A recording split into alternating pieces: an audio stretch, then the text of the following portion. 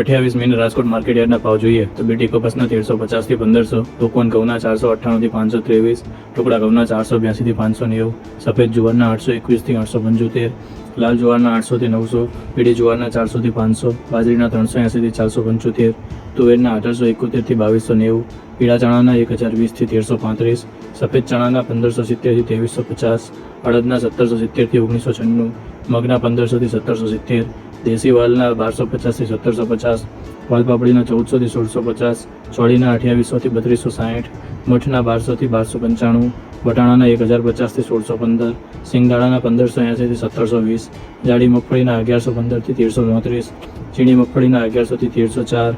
તલીના 2400 થી 2675, સૂરજમુખીના 540 થી 720, એરંડાના 950 થી 1083, અજમાના 1501 થી 2740, સવારના 1180 થી 1820, સોયાબીનના 850 થી 902, સિંગફાળાના 1180 થી 1565, કાળા તલના 2925 થી 3254, લસણના 1700 થી 2900, ધાણાના 1231 થી